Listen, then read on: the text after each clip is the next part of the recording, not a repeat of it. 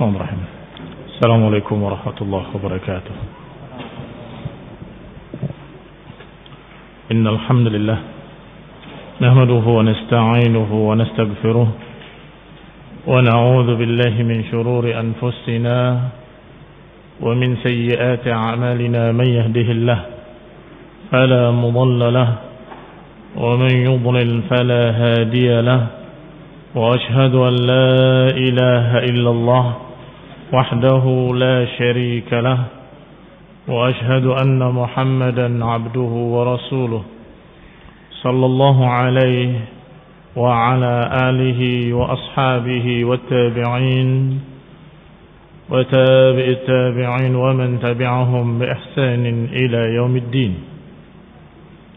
يا أيها الذين آمنوا اتقوا الله حق تقاته ولا تموتن إلا وأنتم مسلمون يا أيها الناس اتقوا ربكم الذي خلقكم من نفس واحدة وخلق منها زوجها وبث منهما رجالا كثيرا ونساء واتقوا الله الذي تساءلون به والأرحام إن الله كان عليكم رقيبا يا أيها الذين آمنوا اتقوا الله وقولوا قولا سديدا يصلح لكم أعمالكم ويغفر لكم ذنوبكم ومن يطع الله ورسوله فقد فاز فوزا عظيما أما بعد فإن خير الحديث كتاب الله وخير الهدي هدي محمد صلى الله عليه وعلى آله وسلم وشر الأمور محدثاتها فإن كل محدثة بدعة وكل بدعة ضلالة وكل ضلالة في النار. Ikhwani fi din, a'azzakumullah, kaum muslimin yang saya hormati. Kita akan mulai membahas kitab Aqidatus Salaf wa Ashabul Hadits, atau nama lainnya Ar-Risalah fi I'tiqadi Ahli Sunnah wa Ashabil Hadits wal A'immah. Aqidatus Salaf, akidahnya para salafus salih dan para ashabul hadis, atau risalah tentang keyakinan ahli sunnah, ashabul hadis dan para a'immah, para imam-imam, yang ditulis oleh Imam Abu Uthman, kunyahnya namanya Ismail ibn Abdurrahman ibn Ahmad ibn Ismail ibn Ibrahim ibn Amir ibn Abid As-Sabuni An-Nisaburi, nisbah ke negeri Nisabur karena beliau lahir di sana rahimahullah ta'ala. Beliau adalah seorang yang alim, saifus sunnah wa af'a ala ahli al-bid'ah, seorang ulama yang alim, ahlul hadis, faqih, yang dijuluki dengan saifus sunnah, pedang sunnah, dan ular terhadap ahlul bid'ah. Ini menakutkan bagi ahlul bid'ah. Sedangkan beliau adalah saifus sunnah, pedang-pedang sunnah yang membela sunnah dari berbagai macam ahlul bid'ah. Beliau rahimahullah digambarkan oleh murid beliau Abdul Ghafir Al-Farisi, dikisahkan bahwa dia adalah seorang yang bapaknya Abdurrahman Abu Nasr adalah salah satu dari kibaril wa'idhin, salah satu dari tokoh-tokoh wa'idh yang terkenal. Wa'idh adalah penasehat yang memberikan tausiah, pengajian, memberikan nasihat di masjid di Nisabur. Tapi kemudian qaddarallahu ma syaa fa'al, beliau terbunuh karena masalah ta'assub madhab. Ini karena beberapa orang-orang yang ta'assub tidak suka dengannya. Ketika itu beliau rahimahullah, anaknya masih berumur belia, didudukkan di majelis bapaknya, masih berumur 10 tahun. Diriwayatkan bahwa awal pertama dia duduk memberikan mau'izah, menggantikan bapaknya dalam keadaan berumur 10 tahun. Demikian dikisahkan oleh Abdul Ghafir Al-Farisi, murid beliau. Yang hadir di majelisnya banyak tokoh-tokoh besar, Padahal beliau masih berumur 10 tahun. Seperti Imam Abu Tayyib Sahal ibn Muhammad as-Su'luki, tokoh masyhur dari mazhab Imam Syafi'i. Dan juga dihadiri oleh Abu Ishaq al-Isfirayini, hadir di majlisnya beliau. Dan juga Imam Abu Bakar ibn Furik rahimahumullah, semoga Allah merahmati mereka semuanya. Dan hadir pula sairul a'immah yahdurun majlis tadhkirihi, hadir di majlis tadhkir beliau. Wa yata'ajjabuna min kamal dzaka'i wa aqlihi, dan semuanya terkagum-kagum dengan kecerdasannya, dengan bagusnya tutur katanya, dengan bagusnya penyampaian nasihat yang mengena di hati mereka. Kadang demikian, orang itu bisa mendapatkan nasihat dengan kata-kata yang bagus, dengan kata-kata yang baik. Maka beliau terkenal dalam masalah itu. Husnu iradihil kalam arabiyatan wa farisiyah, bisa berbicara dengan bagus dengan bahasa Arab dan juga dengan bahasa Persia. Rahimahullah. Wa hafadhahul ahadits, dan mulai beliau menghafal hadis-hadis hatta kabura, hingga menjadi dewasa dalam keadaan terus bertambah ilmunya. 10 tahun dia sudah menyampaikan mau'izah, sudah menyampaikan nasihat-nasihat, sedangkan dia terus menghafal hadis, belajar menerima hadis-hadis dari para imam-imam. Wa balagha mablaghar rijal, hingga sampai tingkatan beliau tingkatan para imam-imam. Maka digambarkan oleh Masih Abdul Ghafir rahimahullah bahwa beliau adalah al-imam, Syekhul Islam, al-khatib, al-mufassir, al-muhaddis, al-wa'iz. Beliau adalah seorang imam, seorang Syekhul Islam, seorang khatib yang ahli dalam khutbah, al-mufassir, ahli tafsir, wal muhaddis, ahli hadis, al-wa'iz, penasehat yang memberikan mau'izah dan sangat mengena di hati para pendengarnya. Auhada waqtihi fi tariqatihi, dikatakan auhada waqtihi, orang yang satu-satunya di zamannya, yang satu-satunya di zamannya. Wa'adhal muslimina fi majalis at-tadhkir 70 sana, beliau menyampaikan mau'izah di masjid selama 70 tahun, menasihati kaum muslimin. Kana aktsara ahli al-'asr min al-masyayikh sima'an wa hifdhan wa nasran, dan dikatakan pula bahwa beliau adalah orang yang paling banyak di zamannya min al-masyayikh sima'an, yang paling banyak mendengar hadis, yang paling banyak menerima hadis zamannya adalah beliau, Imam Abu Utsman as-Sabuni rahimahullah. Wa hifdhan wa nashran, yang paling banyak menghafal hadis dan paling banyak menyebarkan hadis. Beliau mendengarkan hadis bukan hanya di satu negeri.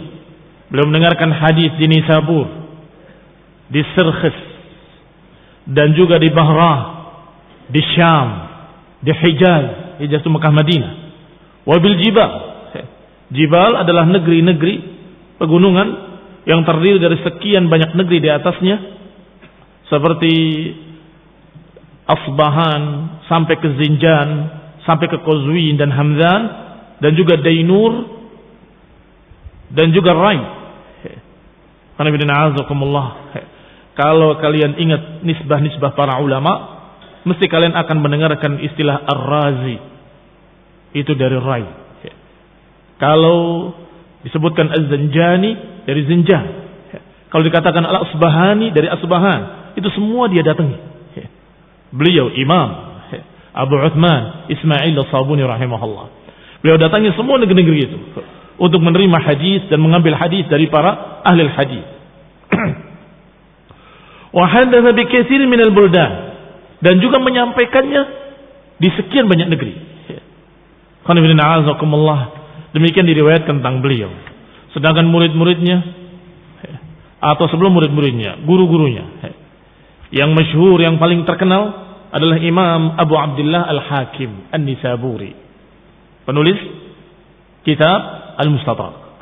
Itu guru beliau langsung, Imam Abu Abdullah Al-Hafidh Al-Hakim An-Nisaburi, Imamu Ahlul Hadis fi asri, yang merupakan imamnya Ahlul Hadis di zamannya, penulis kitab Al-Mustadrak Al-Sahihain. Dan kalau kita baca kitab ini nanti, kalau beliau berkata haddatsana Abu Abdullah, maka yang dimaksud Abu Abdullah Al-Hakim, guru beliau. Yang paling terkenal adalah Imam Hakim. Dan juga di antara guru-gurunya adalah Abu Tahir Muhammad ibn al-Fadl ibn Muhammad ibn Ishaq ibn Khuzaimah. Bukan ibn Khuzaimahnya, tetapi Abu Tahirnya, cucunya. Tetapi beliau menerima riwayat dari Abu Tahir dari Ibnu Khuzaimah. Ibnu Khuzaimah sahibus sahih, yang memiliki kitab sahih. Beliau mendapatkan riwayat-riwayat kitab sahihnya Ibnu Khuzaimah dari Abu Tahir ini, dari gurunya, dan beliau mendapatkan sanadnya. Sehingga beliau menyebarkan ilmu dengan sanad, dengan riwayat, dengan tariqati ahli hadis. Dengan caranya ahlul hadis, ahlus sunnah. Dikatakan oleh Abdul Ghafir Al-Farisi, nashara al-ilma imla'an wa tasnifan wa tadhkiran wa istafada minhu an-nas ala ikhtilafi tabaqatihim. Beliau menyampaikan ilmu dalam bentuk imla', dalam bentuk tasnif, dalam bentuk tadhkir. Imla itu mengimlakan hadis-hadis dengan sanadnya, sebagaimana umumnya para ahlul hadis. Tasnifan, menulis kitab-kitab hadis. Wa tadhkiran, mengingatkan, menasihati, memperingatkan. Demikian cara beliau mendakwahkan ilmunya rahimahullah. Wa istafada minhu an-nas, sehingga manusia mendapatkan faedah dari beliau sangat banyak. Dan yang menerima faedah-faedah dari beliau dari sekian kalangan, dari kalangan bawah, menengah, ataupun dari kalangan atas menerima. Artinya dalam segi ilmu, dari beberapa akran yang sezaman dengan dia dan seangkatan dengan dia, atau yang ilmunya hampir sama dengan dia, ikut mengambil ilmu dari dia. Demikian pula yang di bawahnya. Demikian pula yang di bawahnya. Bahkan awamun nas, orang umum dari masyarakat juga mendapatkan faedah dari dia. Kenapa? Karena dia memberikan mau'izah. Mau'izah itu berbeda dengan periwayatan hadis. Periwayatan hadis biasanya yang hadir adalah para ulama atau orang-orang para ahli hadis. Adapun mau'izah, nasihat, dihadiri oleh semua kalangan masyarakat. Demikian rahimahullah. Kata Sam'ani, sami'a minhul hadis alimun la yuhsun. Yang mendapatkan hadis dari beliau, yang menerima riwayat, menerima hadis, atau yang menerima ilmu dari dia, alimun la yuhsun, para ulama yang tidak terhitung banyaknya. Apakah di Khurasan, atau dari Ghaznah, atau dari Biladil Hind, dari negeri-negeri India, dari Jurjan, dari Tubrustan, dari Thughur, dari Harran, dari Syam, dari Baitul Maqdis, dan juga dari Hijaz, dan dari negeri-negeri Azerbaijan. Semuanya datang ke tempat beliau untuk menerima hadis, menerima ilmu dari Imam Abu Uthman Ismail As-Sabuni rahimahullah. Pantas kalau beliau dikatakan dengan julukan-julukan yang Masya Allah, yang memang kenyataan beliau memiliki kelebihan-kelebihan tersebut.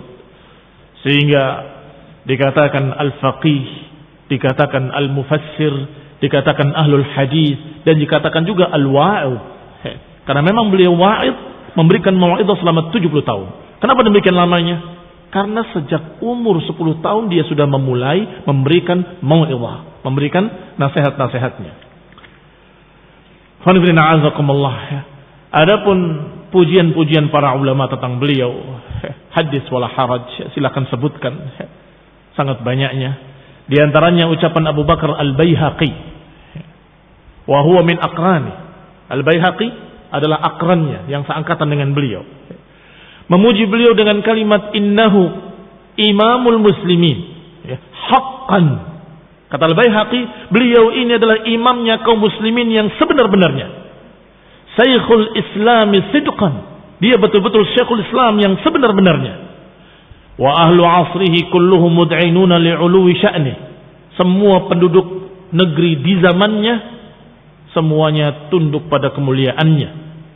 Artinya semuanya mengakui ketinggiannya, mengakui kemuliaannya. Demikian pula Qadhi Abu Abdullah Al-Maliki memuji beliau dengan kalimat, Abu Uthman mimman syahidat lahu a'yanur rijal bil kamali fil hifdz wat tafsir.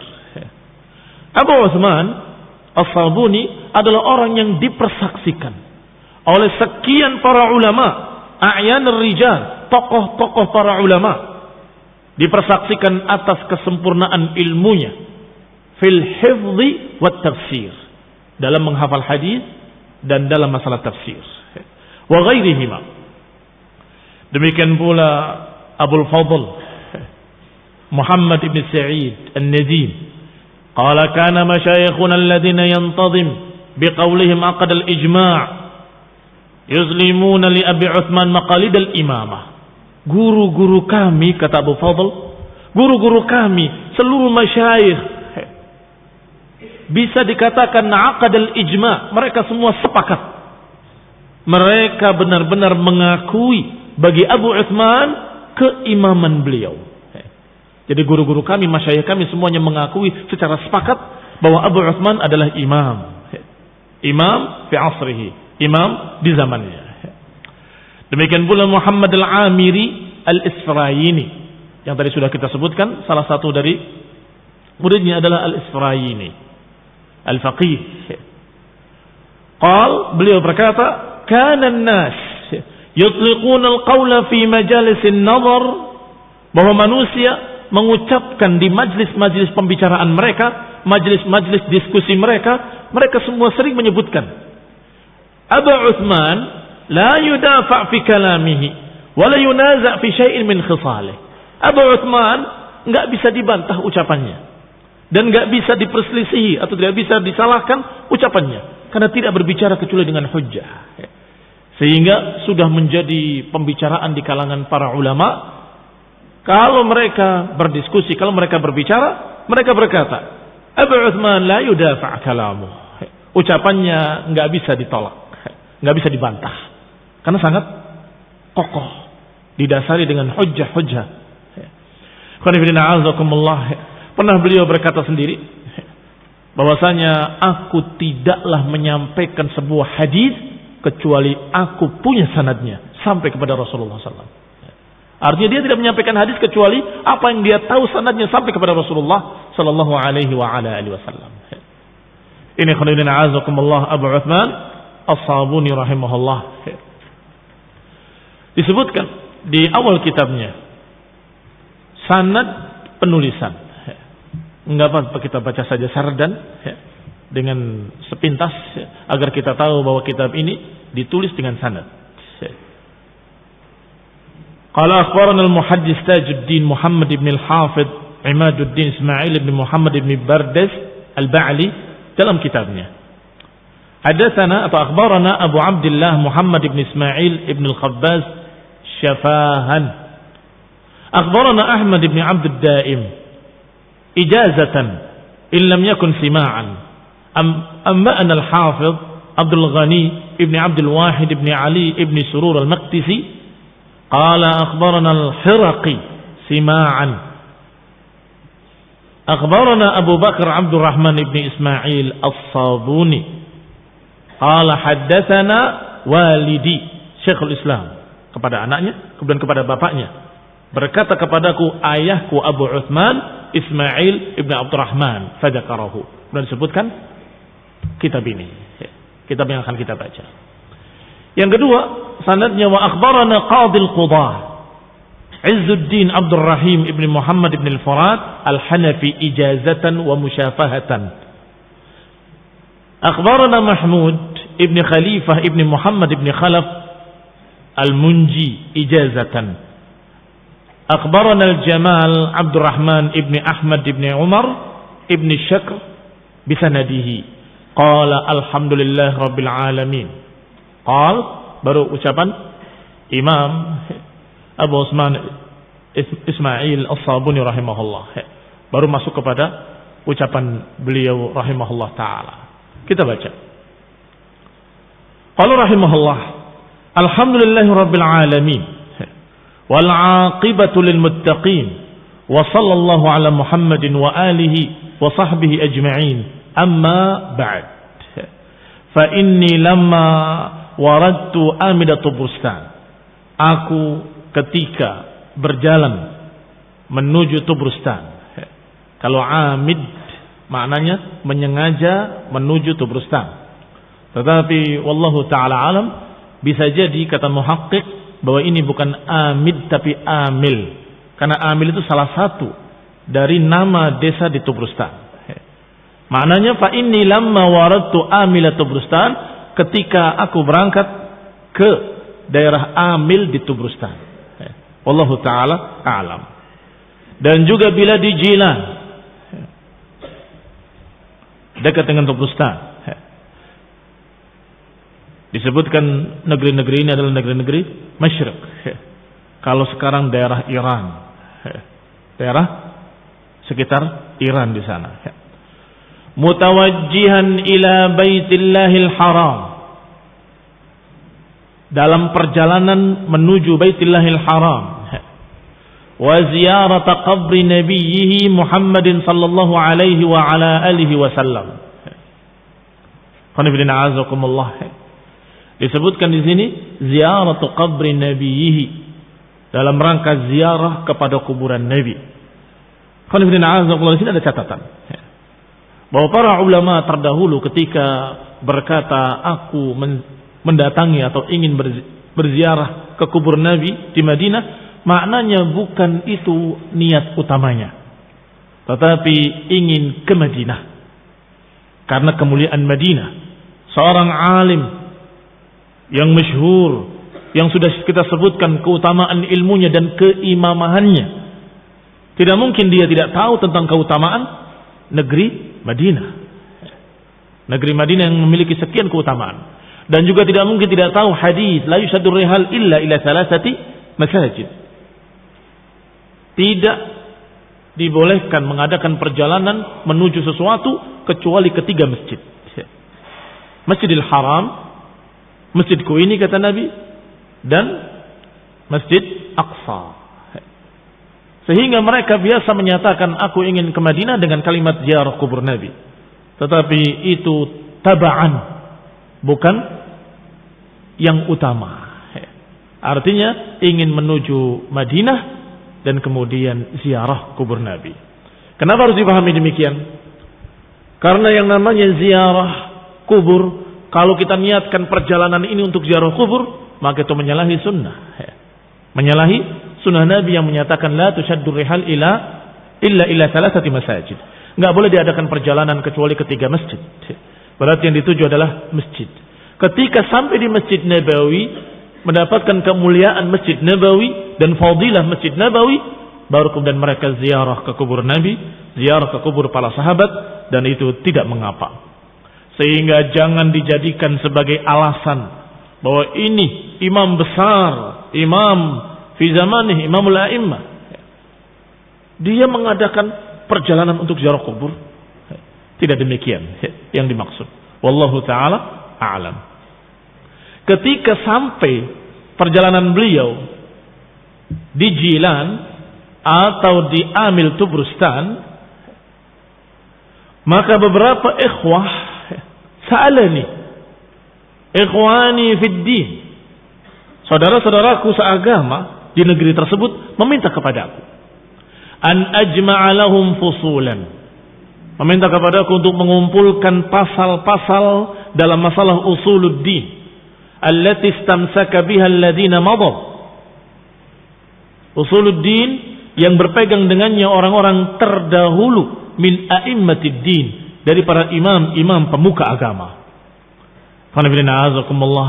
Di sini ada beberapa catatan penting. Pertama, kebiasaan para ulama ketika ditanya, coba terangkan pada kami prinsip-prinsip agama dan ringkaskanlah, aku ingin berpegang dengannya sehingga aku selamat dari penyimpangan-penyimpangan. Maka mereka menjawab, dan jawabannya jadi satu kitab. Seperti penduduk Wasit tanya kepada Syekhul Islam Ibnu Taimiyah, terangkan kepada kami prinsip-prinsip sunnah yang kalau kami berpegang dengannya kami ahli sunnah, dan kalau kami berlepas daripadanya kami menjadi golongan ahli bid'ah, golongan orang-orang yang menyimpang.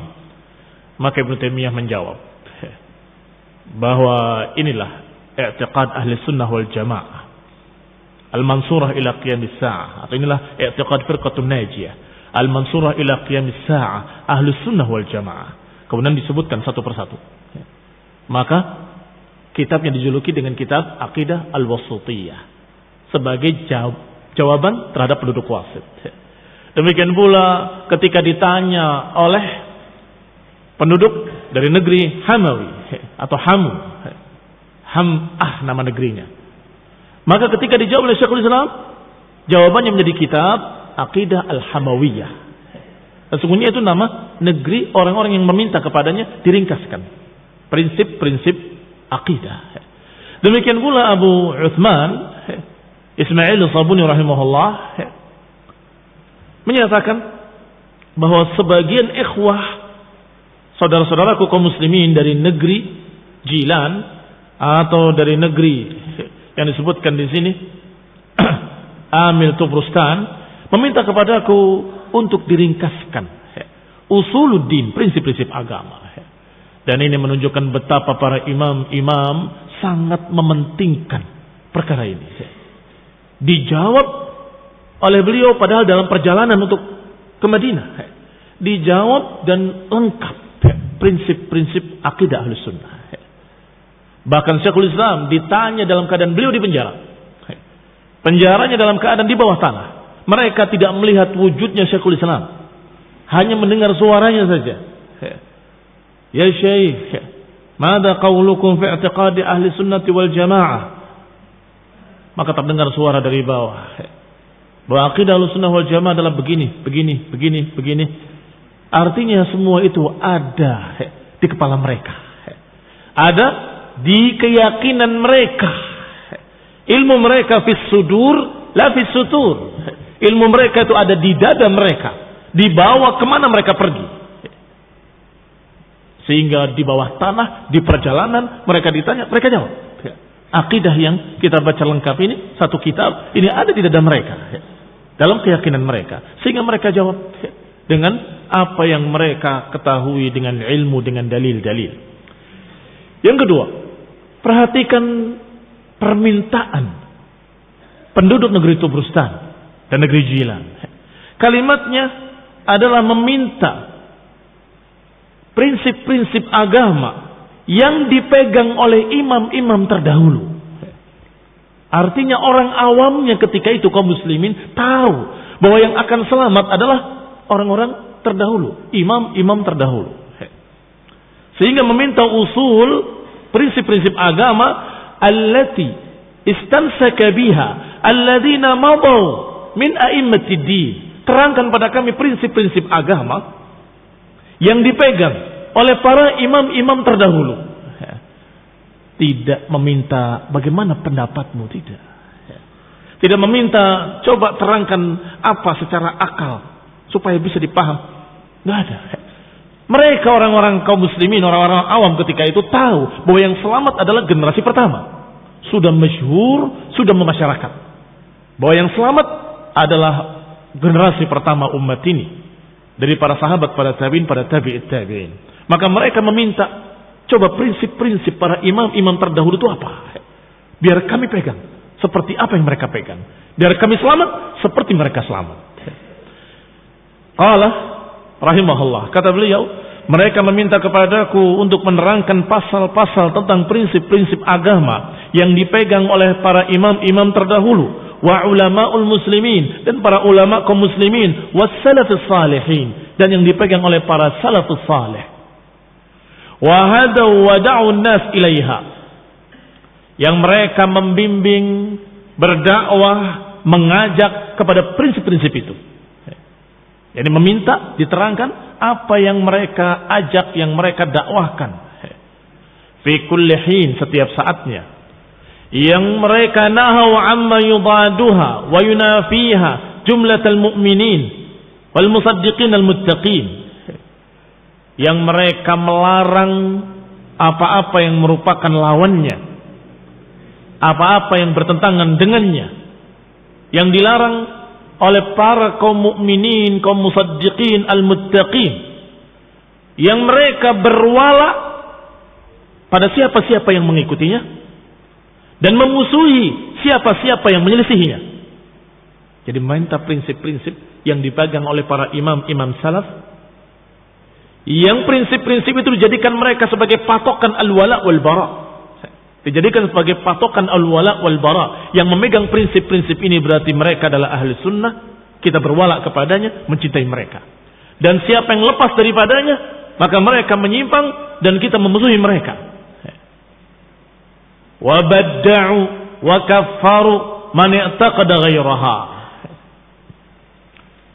Yang mereka membid'ahkannya, mengkafirkannya, atau mereka membid'ahkan dan mengkafirkan orang-orang yang meyakini selain prinsip-prinsip ini. Berarti meminta prinsip-prinsip yang menjadi tonggak-tonggak dasar. Yang kalau menyelisih prinsip ini, badda'u wa kaffaru wa ahrazu li anfusihim wa liman da'awhum ilaiha barakatuha. Yang mereka menjaga diri-diri mereka dan juga orang-orang yang mereka dakwahi untuk tetap mendapat barakahnya dan mendapatkan kebaikannya. Disebutkan di sini kalimat as-salaf. Walaupun sering kita ulang-ulang kalimat salafus salih, tetapi perlu kiranya kita mendengar dari Al-Imam Al-Safarini tentang apa itu salaf. Kata Syekh Muhammad As-Safarini, al-murad bimadhab salaf, yang dimaukan dengan madhab salaf adalah ma kana alaihi sahabat al-kiram, apa yang dipegang oleh para sahabat yang mulia radhiyallahu taala anhum atau ridwanullahi alaihim, wa ayanit tabi'in, dan yang dipegang oleh tokoh-tokoh ulama dari kalangan tabi'in yang mengikuti mereka dengan ihsan, wa atba'ihim, dan juga yang diikuti di belakangnya oleh para a'immah, para imam-imam pemuka agama, mimman syahidalahu bil imamah, yaitu orang-orang yang dikenal dengan keimaman dalam agama, keimaman dalam ilmu, wa urifa 'azmu sya'nihi fid din, yang dikenal kemuliaannya, ketinggiannya dalam masalah agama, wa talaqan nas kalamuhum, yang manusia menerima ucapannya, khalafun an salaf, yang diterima oleh orang-orang belakang dari orang-orang terdahulu, yaitu madhab yang bukan madhab yang sudah dituduh dengan bid'ah atau dikenal dengan julukan-julukan yang menyimpang atau julukan-julukan yang jelek. Ini madhab salaf. Yani bukan yang dijuluki dengan julukan-julukan yang jelek, misal seperti al-khawarij, wal-rawafid, wal-qadariyah, wal-murji'ah, wal-jabriyah, wal-jahmiyah, wal-mu'tazilah, wal-karramiyah, wa nahwu haula. Demikian kata Imam Al-Safarini. Apa ringkasnya ucapan beliau? Kata beliau, Imam Muhammad Al-Safarini rahimahullah, bahwa madhab salaf adalah madhab sahabat, tabi'in, dan para tabi'it tabi'in, dan para pengikut mereka dari imam-imam pemuka agama yang dikenal keilmuannya, dikenal kesolehannya. Bukan madhabnya orang-orang yang dijuluki dengan julukan-julukan penyimpangan. Apakah dijuluki dengan khawarij karena khurujnya mereka memberontak kepada penguasa muslim, atau yang dikenal dengan rawafid karena bid'ah mereka rafidah, menentang ahlul bait, memusuhi ahlul bait, menolak nasihatnya ahlul bait, atau yang dijuluki qadariyah karena menentang takdir, atau yang dijuluki murji'ah karena mereka menganggap bahwa iman tidak bertambah dan tidak berkurang, atau jabriyah yang dijuluki dengan jabr, menganggap bahwa mereka dipaksa oleh Allah Subhanahu wa taala, sehingga orang yang berbuat jelek berbuat baik sama saja karena kedua-duanya dipaksa oleh Allah, kata Jabriyah. Ini aliran-aliran sesat dan ini bukan madhab salaf. Demikian pula Jahmiyah yang dijuluki dengan tokohnya, pencetusnya yang bernama Jahm bin Safwan. Dan bukan pula Karramiyah yang juga diambil dari tokohnya Al-Karram. Wa nahu haula, dan yang semacam mereka. Berarti kalau sudah dijuluki dengan julukan-julukan tersebut, itu bukan madhab salaf. Kembali kepada matan. Qala rahimahullah, berkata rahimahullah, wa afdau ila ma qaddamuhu min thawabi i'tiqadihim laha. Dan mereka, para imam-imam salaf, para imam-imam ashabul hadis tadi, sudah kembali kepada apa yang telah mereka kerjakan. Artinya sudah menghadapi balasan dari apa yang mereka kerjakan, yaitu pahala dari akidah mereka. Artinya mereka sudah wafat, sudah meninggal dalam keadaan baik, meninggal dalam keadaan dipersaksikan akidah mereka yang lurus, madhab mereka yang lurus, wastimsakihim biha, dalam keadaan mereka berpegang dengan prinsip-prinsip tersebut, wa irsadal ibad ilaiha, dan mereka membimbing para hamba-hamba Allah kepada prinsip-prinsip tersebut, wa hamluhum iyyahum alaiha, dan membawa manusia di atas prinsip-prinsip ini. Ini yang diminta oleh mereka, meminta diringkaskan prinsip-prinsip akidah Ahlus Sunnah, akidah para imam salaf, akidah para sahabat dan tabi'in dan tabi'ihim, akidahnya para tokoh-tokoh pemuka agama Ahlul Hadis, yang mereka mengajak manusia, membawa manusia untuk berjalan di atas prinsip-prinsip tersebut.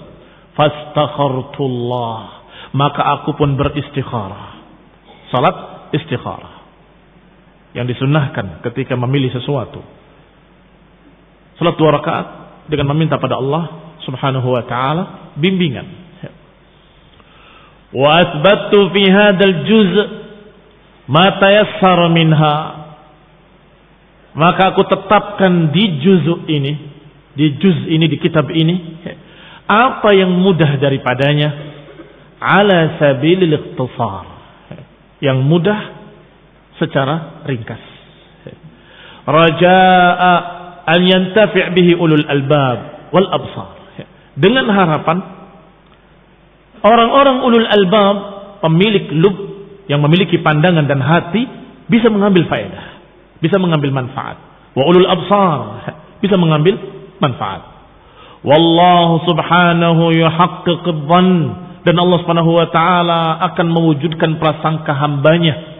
Karena Allah dalam hadis qudsi dikatakan, ala dhanni 'abdi, aku mengikut prasangka hambaku.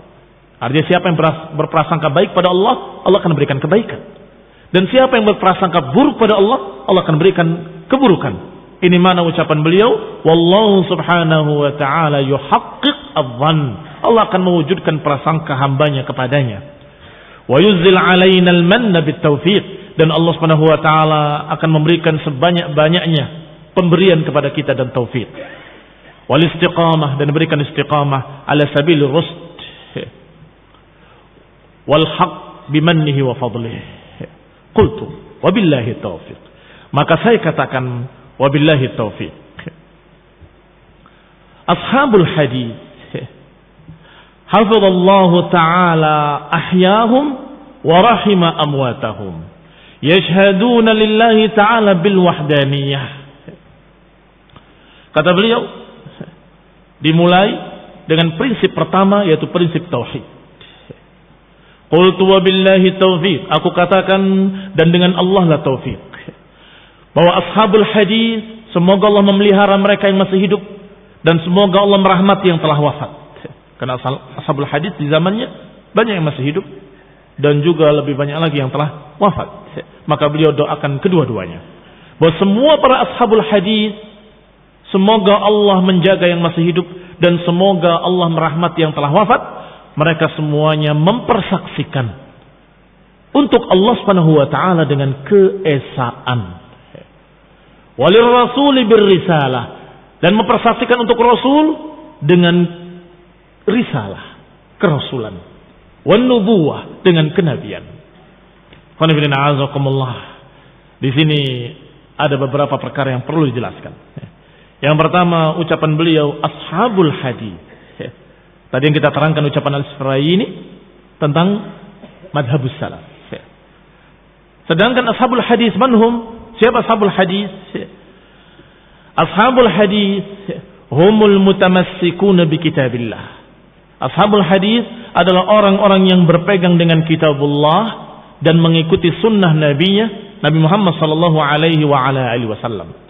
Sebagaimana dikatakan oleh Syehristani rahimahullah, summu ashabul hadis lianna inayatahum bi tafsil al-ahadits wa naql al-akhbar wa bina al-ahkam 'ala an-nusus. Mereka dijuluki ashabul hadis karena perhatian mereka untuk mendapatkan hadis-hadis dan perhatian mereka untuk menukil berita-berita, yakni hadis-hadis dengan benar, dengan teliti. Dan binaul ahkami 'ala nusus, dan membangun hukum-hukum syariat di atas nas-nas tadi. Ini keistimewaan mereka.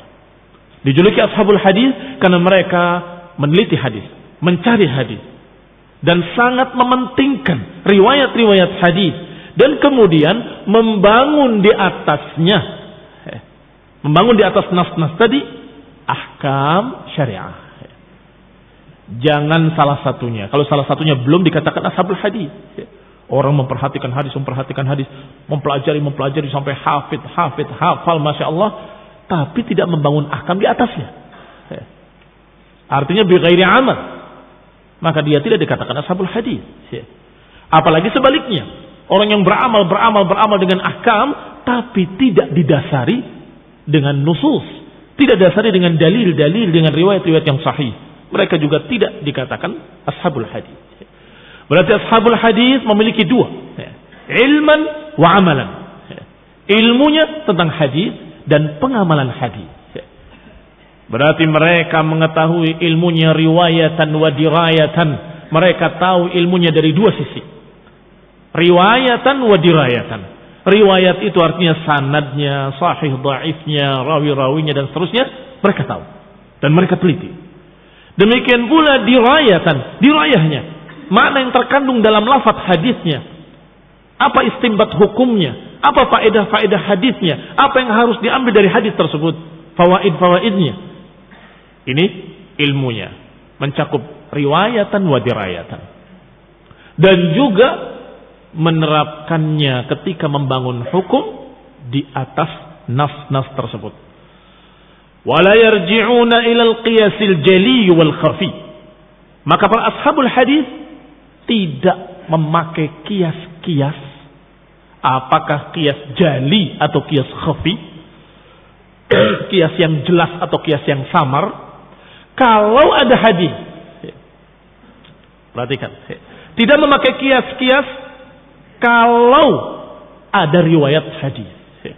Maka seperti kata Imam Syafi'i, dan beliau salah satu dari ashabul hadis, Imam Syafi'i menyatakan la yusaru ilal qiyas, tidak kita pakai kias kalau ada nas, ma'wujud an-nas. Kalau ada nas dari ayat atau hadis, maka qiyas tidak berlaku. Apa qiyas? Analogi. Kalau ini mirip dengan itu, maka kita samakan dengan itu. Ini mirip dengan yang ini, kita samakan dengan yang ini. Kias-kias seperti ini la yusaru ilaiha illa lid-darurah, kata Imam Syafi'i. Tidak memakai kias kecuali ketika darurat, tidak mendapatkan nas-nas la minal Qur'an wala minal sunnah, maka dicari perkara yang mirip kemudian dikiaskan. Mencari perkara yang mirip kemudian dikiaskan. Demikian para ashabul hadis. Mereka tidak memakai qiyas al-jali ataupun khafi kalau selama ada nas, ada dalil, ada riwayat-riwayat. Demikian dikatakan oleh Syehristani rahimahullah. Ma wajadu khabaran au atharan, selama mereka mendapatkan berita atau athar. Demikian dinukil dari kitab Milal wan Nihal. Dan ini cukup jelas siapa ashabul hadis. La bas, sebagai muqaddimah Ada tambahan dari Syekhul Islam Ibnu Taimiyah rahimahullah. Mubayyin al-maqsud, yang menerangkan maksud dari kata ahlul hadis. Kata beliau, nahnu la na'ni bi ahli al-hadis al-muqtasirin ala istima'ihi aw kitabatihi aw riwayatihi. Kami tidak memaksudkan dengan kalimat ahlul hadis pada orang-orang yang khusus pada bidang mendengar riwayat, mencatat riwayat atau menyampaikan riwayat. Tidak hanya itu. Bahkan kullu man kana haqqu bihifdhihi, bahkan semua yang sangat pantas dalam menghafalnya, mengenalinya, memahaminya secara zahir dan batin, secara lahir dan batin, dan mengikutinya secara lahir dan batin, maka itu semua kami sebut ashabul hadis, kami sebut ahlul hadis. Perhatikan. Berarti tidak khusus orang yang bergelut dalam bidang itu saja, tetapi semua yang mempelajari hadis dan menerapkannya pada dirinya, maka dia adalah ashabul hadis atau ahlul hadis. Dengan demikian, berarti ahlul hadis sama dengan istilah ahlus sunnah. Semua orang yang berpegang dengan sunnah, mempelajari sunnah, menerapkannya, maka mereka ahlus sunnah. Demikian pula ahlul hadis, semua yang mempelajari hadis, menerapkannya, maka mereka adalah ashabul hadis. Qala musyiran ila syai'in min fadlihim. Syekhul Islam Ibnu Taimiyah rahimahullah berbicara tentang keutamaan para ashabul hadis. Qala rahimahullah, wa adna khaslatin fiha ula mahabbatul Quran wal hadis. Standar yang paling ringannya dari mereka para ahlul hadis adalah cinta kepada Quran wa sunnah. Cinta kepada Quran dan sunnah.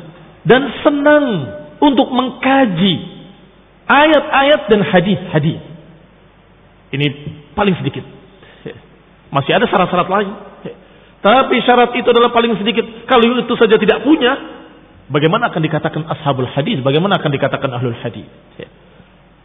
Adna khaslatin fiha ula, serendah-rendah sifat mereka atau ciri-ciri mereka adalah mereka mencintai Quran dan hadis, dan mereka senang untuk membahas keduanya, membahas makna-maknanya, maksud yang terkandung di dalamnya, dan kemudian mereka amiluhu, kemudian mereka mengamalkannya, menerapkannya pada dirinya zahiran wa batinan, secara lahir dan batin.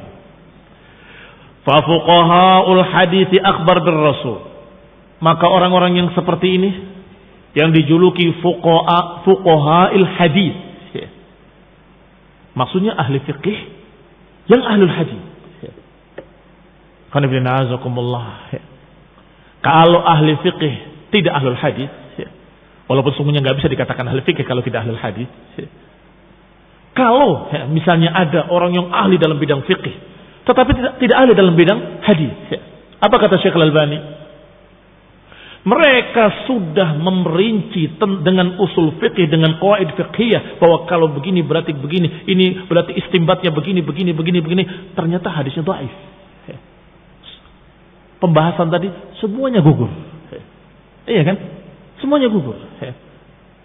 Maka kata beliau, kata Syekh Al-Albani, uthbutul arsh thumma nqush. Mantapkan dulu kursinya, baru diukir. Artinya bagaimana kamu membahas panjang lebar, fihi fawaid, memiliki faedah-faedah, wastunbitu min hadzal hadis, dan diistimbat dari hadis ini berarti kesimpulannya begini, ternyata hadisnya dhaif. Gugur semuanya. Maka kata para ahlul hadis, mantapkan dulu kursinya, baru diukir, baru dibentuk, baru dipelajari. Apa maknanya? Maknanya pastikan dulu hadis itu sahih. Secara riwayatan, secara ilmu hadis. Setelah terbukti dengan ilmu hadis bahwa hadis itu sahih, baru kemudian dibahas fawaidnya, dibahas istinbat hukumnya, dibahas kesimpulan hukumnya, dibahas fikihnya, qawaid-qawaidnya, dan seterusnya. Maka ahli fikih, kalau ahli hadis, lebih faqih daripada yang tidak. Demikian pula ahli tafsir, dia menggeluti bidang tafsir. Kalau tidak ahli hadis, bagaimana akan menafsirkan? Padahal kata Imam Al-Hafidh Ibnu Katsir rahimahullah, man fassara bi ra'yihi faqad akhta walau asab. Beliau sebutkan riwayatnya di awal muqaddimah tafsirnya. Man fassara bi ra'yihi faqad akhta walau asab. Siapa yang menafsirkan dengan ra'yunya, maka dia telah salah walaupun kebetulan benar. Caranya sudah salah. Begitu baca ayat, oh ini sepertinya maksudnya ke sana ini sepertinya maksudnya ke sini. Tanpa riwayat, tanpa azhar, dengan ra'yunya sendiri. Faqad akhta, dia telah salah. Walau asab, walaupun kebetulan tepat. Kebetulan tepat dengan akalnya dia, ini sepertinya ke sini dan pas, tetap kamu salah. Loh, kan tapi benar. Hasilnya kan benar, walaupun hasilnya benar, caranya sudah salah. Berarti bagaimana Ibnu Katsir rahimahullah? Kata Ibnu Katsir rahimahullah, yang namanya tafsir adalah tafsir bil athar. Pertama tafsir Quran bil Quran, menafsirkan Quran dengan ayat lain. Maliki yaumiddin. Apa tuh yaumuddin? Baca ayat. Wa ma adraka ma yaumuddin. Baik, dibahas ayat lain. Tahukah kamu apa itu yaumuddin? Disebutkan setelahnya tentang hari kiamat oleh Allah Taala. Ayat ini dijawab dengan ayat itu. Ini jelas. Yang kedua, tafsir Quran ditafsirkan dengan sunnah. Disinilah yang sedang kita bahas. Kalau menafsirkan dengan riwayat qala Rasulullah dan riwayat dhaif, bagaimana tafsirnya? Akan salah. Atau riwayat yang wahiyah, riwayat yang enggak jelas, atau bahkan riwayat-riwayat yang makdzubah, yang maudhu'ah, maka tafsirnya akan salah, akan menyimpang. Berarti menafsirkan bidang tafsir harus dengan ilmu hadis. Bidang fikih harus dengan ilmu hadis. Bidang apa lagi? Semua harus dengan ilmu hadis. Demikian yang dimaksudkan oleh Syekhul Islam Ibnu Taimiyah rahimahullah. Hanya saja di sini beliau mengucapkan dengan bahasa yang saya khawatir disalahpahami. Para ahli fikih yang ahli hadis maka mereka lebih ahli dalam fikih. Para ahli tafsir yang ahli hadis maka mereka lebih ahli dalam bidang tafsir, dan ahli tasawuf yang ahli hadis maka lebih ahli dalam bidang tasawuf. Apa itu maknanya? Jangan disalahpahami. Tasawuf ketika awal pertama penyebutan, ini para mutaqaddimin dari para ulama, itu adalah apa yang dijalani oleh para zuhad, ahli zuhud, yang mereka memperhatikan akhlak dan zuhud. Baik, kalau mereka memperhatikan akhlak dan zuhudnya dengan ilmu hadis, akan benar. Zuhudnya zuhud yang sunnah, akhlaknya akhlak yang syariah, iya kan? Tetapi belakangan, karena mereka memperhatikan zuhud, akhlak, hati, tetapi tidak ahli hadis, maka mereka hanya dengan perasaannya saja, dengan ro'inya saja. Apa jadinya? Sufi-sufi belakangan balun mudil, mereka sesat dan menyesatkan. Tetapi tokoh-tokoh sufi yang pertama siapa? Fudail ibn Iyad, alimun ahli sunnah. Ibnu Mubarak ahli sunnah. Siapa lagi? Imam. Dan itu masih dibanggakan oleh mereka, oleh orang-orang yang mengaku dirinya ahli tasawuf. Oh, itu adalah imam kita. Berbeda jauh bumi langit antara beliau dengan kalian. Beliau zuhudnya di atas sunnah. Dan mereka ketika ada panggilan jihad, berangkat jihad. Seperti Ibnu Mubarak rahimahullah. Kaum muslimin yang saya hormati. Alhamdulillah. Sebagai muqaddimah saya kira cukup demikian. InsyaAllah kita akan bahas prinsip pertama, yaitu al-wahdaniyah war-risalah. Nasallahu taufiq wal afiyah. Wallahu ta'ala ayatul minal ladina yastami'una al-qawla fayattabi'una ahsanah. Amin wa sallallahu Muhammadin wa ala alihi wa sahbihi.